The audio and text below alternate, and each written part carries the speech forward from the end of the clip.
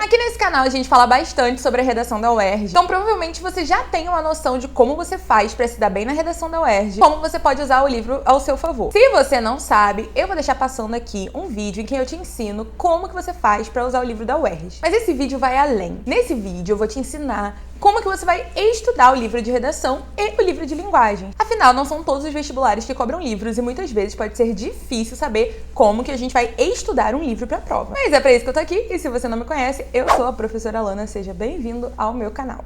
Vamos começar então falando sobre o livro de redação e aí depois a gente fala do livro de linguagem. Primeira coisa que você precisa entender sobre o livro de redação é, aliás, eu já falei isso aqui em alguns vídeos, a redação que vai ser cobrada para você não é sobre o livro. Ela é sobre uma temática que foi levantada por aquele livro, mas ela é sobre a gente. Isso significa que você pode usar só o livro na sua redação para fundamentar o seu pensamento e construir bons argumentos? Sim, mas significa também que é difícil você ter bons argumentos sobre a nossa sociedade sem que você conheça outros repertórios de mundo. Então, a UERJ ela dispensa a necessidade de citação, mas não de estudo. Como assim? Na redação da UERJ, não sei se você sabe, você não precisa citar ninguém. Só que a UERJ também cobra que você defenda muito bem os seus posicionamentos. E aí a gente precisa pensar no seguinte: muitas vezes a gente até consegue definir bons posicionamentos, mas a gente não consegue defendê-los. Porque defender bons posicionamentos vai além de você se posicionar. E como que o livro pode te ajudar nisso tudo? Quando você for ler o livro,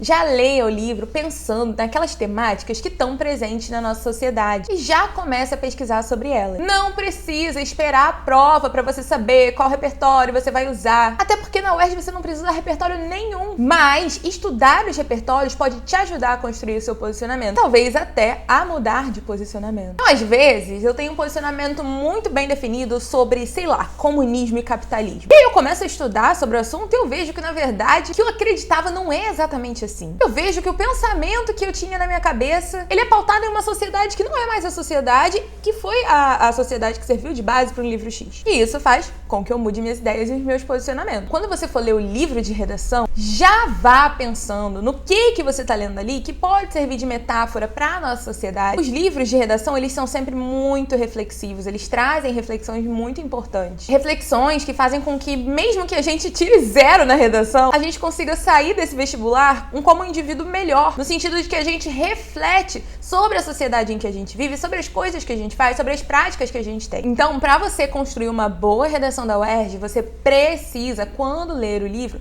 já ter esse pensamento. Pense na gente, pense na nossa sociedade. O que você está vendo ali que traz uma referência ao que a gente vive na nossa sociedade? E aí eu faço uma observação importante, tá? As redações da UERJ, elas podem sim cobrar temas relacionados especificamente ao Rio de Janeiro. Isso já aconteceu, como esse tema que tá passando aí na tela pra vocês agora, que foi o Cidade Maravilhosa pra quem? Era um tema que fazia um recorte específico do Rio de Janeiro. Então pense na gente. Segundo ponto é que os temas de redação da UERJ, eles sempre trazem direcionadores. Eu falei disso no vídeo em que eu comento um artigo que tá lá no site da Revista Eletrônica do Vestibular UERJ, que é um artigo que fala que não tem segredo, tudo que eles querem está no edital. Você pode assistir esse vídeo clicando em algum lugar por aqui. Aliás, gente, uma pausa pra falar uma coisa importante que eu esqueci. Eu tô sumidinha, mas não é porque eu abandonei vocês não, gente. Eu estou com o meu pai no hospital já tem quase um mês. Meu pai teve um AVC e ele tá muito mal de saúde, mas estou aqui com vocês. Continuo interagindo lá no Instagram e tirando as principais dúvidas de vocês. Veja esses direcionadores e pesquise sobre esses direcionadores. A UERJ já teve tema que o direcionador era a palavra verdade, a UERJ já teve tema que o direcionador era a palavra leitura. Então, verdade, memória, cultura. Quando você for estudar o livro, já pense nos possíveis direcionadores e já pesquise sobre eles. Essa dica é uma dica de ouro, tá, gente? Uma dica que eu dou para as minhas alunas do preparatório UERJ. Eu tô passando aqui para vocês de graça. Então, veja esses direcionadores e já estude sobre eles. Quando você estiver lendo o livro, o que tem ali que pode ser um direcionador temático? Já estuda isso e vai pra prova com isso bem estabelecido e bem pensado. Se você ainda tá em dúvida, eu vou deixar passando pra vocês um vídeo que eu fiz pro livro do ano passado. Não precisa assistir ao vídeo todo não, tá? Mas só dá uma olhadinha nas palavras pra vocês entenderem melhor o que são os direcionadores. E por fim, mas não menos importante, quando você estiver lendo o livro, reflita sobre o que você pode usar ali pra construir a sua redação. Mas eu não tô falando só de cenas, não, sabe? Personagem. Eu tenho um vídeo aqui em que eu entrevisto uma menina que tirou nota máxima, que é a Marina Redondo. Vocês podem assistir esse vídeo clicando aqui. E a Marina Redondo falou o seguinte: eu dei a minha visão sobre o protagonista do livro. Então, você não precisa só comentar uma cena, por exemplo. Você pode comentar sobre a construção de um personagem, a construção de uma situação, a construção de um cenário. Mas bota a marquinha da sua digital ali na sua redação, sabe? Mostra na sua redação quem é você. E aí já leia o livro pensando nisso. O que você pensa da construção do personagem X ou do personagem Y, do cenário X, do cenário Y,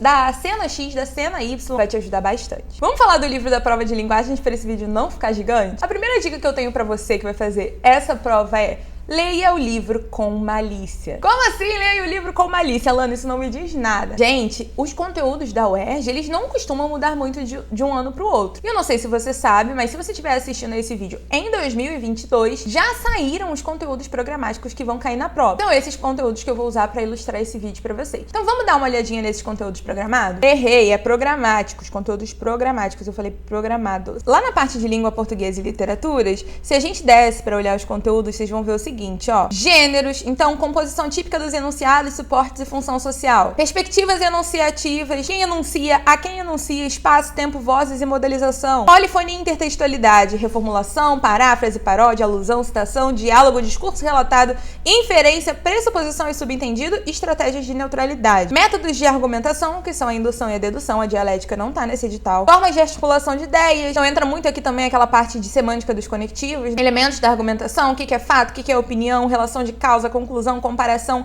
exemplificação, enumeração, generalização, particularização, gradação, ênfase, contra-argumentação, procedimentos de coesão e coerência, anáfora, catáfora, deixis, substituição, designação, elipse, uso de conectores, condições de interpretabilidade, relações entre as partes do texto, progressão temática, informação dada, informação nova, informação principal, informação secundária, relações semânticas, então as relações de sinonímia, antonímia, ambiguidade, polissemia, metalinguagem, conhecimento lexical, expressões idiomáticas, formação de palavras, metáfora, metonímia, personificação, hipérbole, antítese, eufemismo e ironia, que são as figuras de linguagem.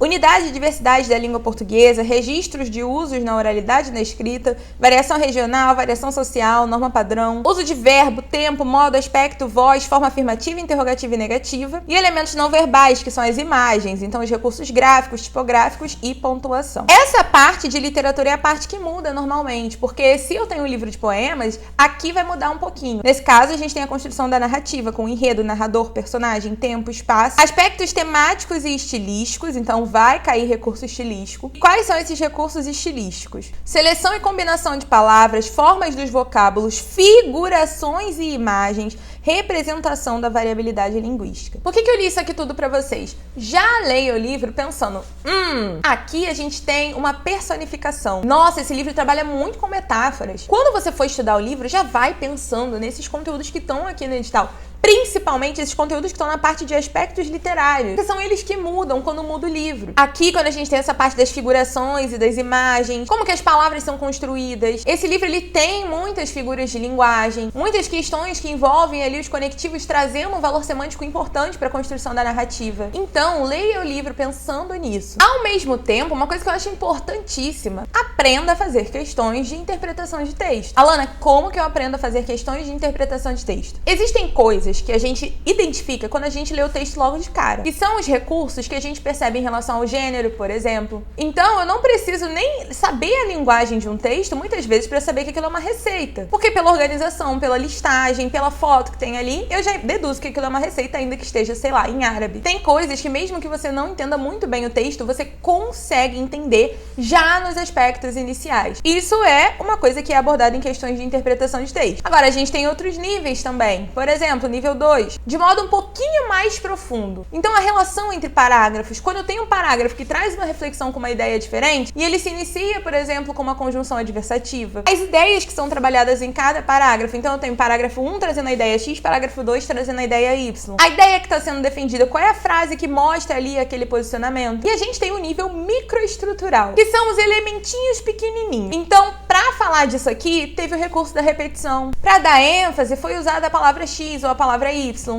Toda hora repetiu a conjunção X, justamente para mostrar Y. Os recursos microestruturais são aqueles recursos piquititinhos, mas que contribuem para a construção do texto. Interpretação de texto também se estuda. E aí, eu não sei se vocês sabem, gente, mas nem sempre o vestibular da UERJ cobrou um livro, e eu acho que isso é uma coisa bem importante. Porque, às vezes, a gente não consegue resolver algumas questões das provas antigas porque a gente não leu aquele livro. Então, se você quer treinar essas questões mais relacionadas relacionadas à parte de aspectos linguísticos, dá uma olhadinha nas provas lá de 2015, 14, 13, que ali você tem questões que não envolviam livro. Consequentemente, você consegue fazer para trabalhar essa parte de linguagem. E para fechar esse vídeo, eu queria dar uma dica para vocês. A abordagem dos livros para redação e para prova de língua portuguesa e literaturas é diferente. Então é até legal você ver resenhas e tudo mais, né, quando a gente pensa na redação. Mas quando a gente pensa nas questões de português e literaturas, mais importante que ler resenhas e opiniões e fazer debate é olhar esses aspectos. Aspectos linguísticos, dos conteúdos programáticos que estão no edital e interpretação de texto. Porque a questão não é discursiva, você não vai dar a sua opinião naquela questão. Diferente de redação, que muitas vezes debater sobre o livro e ver o pensamento das pessoas sobre o livro